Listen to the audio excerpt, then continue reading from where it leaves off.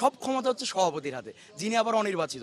ছাত্রদের ম্যান্ডেট নাই তার হাতে, কিন্তু ছাত্রদের ম্যান্ডেট নিয়ে আমি যাবো ওই সংসদে, অথচ আমার কোনো ক্ষমতা নাই। বিশ্ববিদ্যালয়ে 1 বছরে যত অকাম কুকাম হয়, আকাজ কুকাজ হয়, সব কিছু কিন্তু বৈধ হয়ে যায় সিনেটে। ভিসি যদি মনে করে যে তার উপর চাপ হয়ে যাচ্ছে, সে যদি একটা সাইন করে এই সংসদ বাদ বাদ, তারপরের দিন সকালবেলা হঠাৎ একদিন সকালবেলা উঠে ভিসির মনে হইলো এই সংসদ থাকলে তার জন্য ঝামেলা হয়ে যাচ্ছে, তাকে প্রতি কাজে জবাবদিহি করতে হচ্ছে, তিনি সকালবেলা উঠে যদি সাইন করে দেন এটা বাদ, তাহলে বাতিল হয়ে গেল। ওনার এত ক্ষমতা, সব ক্ষমতা হচ্ছে সভাপতির হাতে, যিনি আবার অনির্বাচিত। ছাত্রদের ম্যান্ডেট নাই তার হাতে, কিন্তু ছাত্রদের ম্যান্ডেট নিয়ে আমি যাবো ওই সংসদে, অথচ আমার কোনো ক্ষমতা নাই।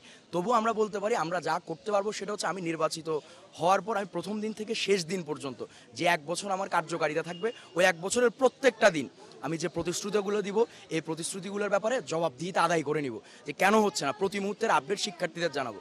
এবং আরেকটা সিগনিফিক্যান্ট ব্যাপার আছে ভাই, আমাদের ক্ষমতার জায়গায় আরেক জায়গায় আছে, সেটা হচ্ছে বিশ্ববিদ্যালয়ে 1 বছরে যত অকাম কুকাম হয়, আকাজ কুকাজ হয়, সব কিছু কিন্তু বৈধ হয়ে যায় সিনেটে।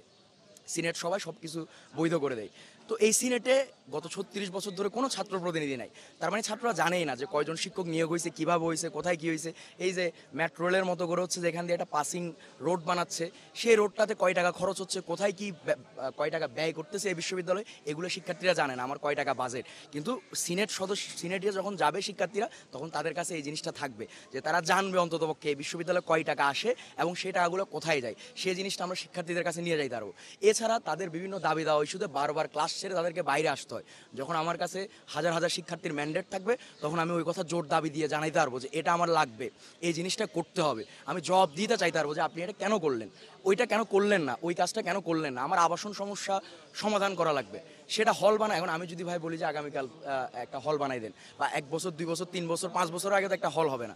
এখন দেখেন আমাকে ভোট দিবে ভাই হচ্ছে যে এই শিক্ষার্থীরা, রানিং শিক্ষার্থীরা, তাদের ভোটে আমি নির্বাচিত হবে। এখন আমি তো হল বানানোর প্রতিশ্রুতি দিই, এটা কি কোনোভাবে হচ্ছে লজিক্যাল হয়? এটা লজিক্যাল হয় না। আমি যে প্রতিশ্রুতি দিতে পারি সেটা হচ্ছে যে আমি তড়িৎ গতিতে প্রশাসনকে বাংকার ব্যাটের জন্য বলতে পারি। দেখেন ভাই, এই যে আপনার 2 নাম্বার গেট যে সংঘর্ষটা হইলো, যদি হচ্ছে যে এই মেয়েটার আবাসন থাকতো, 11:30টায় তার ওই ওই জায়গায় ঢোকার প্রয়োজন হচ্ছে না, তাহলে 11:30টায় যদি সে জায়গায় না ঢুকে বা 11টায় না ঢুকে, তার আবাসন থাকলে এই সংঘর্ষও হয় না, এই 1500 শিক্ষার্থী আহত হয় না। আরও অনেকগুলো কারণ আছে প্রশাসনের ব্যর্থতা, কিন্তু আবাসনটা খুব জরুরি, মেয়েদের জন্যও জরুরি। এখন আপনি হল বানাইতে পারবেন না, কিন্তু আপনি বাংকার ব্যাট দিতে পারবেন। ঢাকা বিশ্ববিদ্যালয়ে আমরা তেমনটা দেখেছি।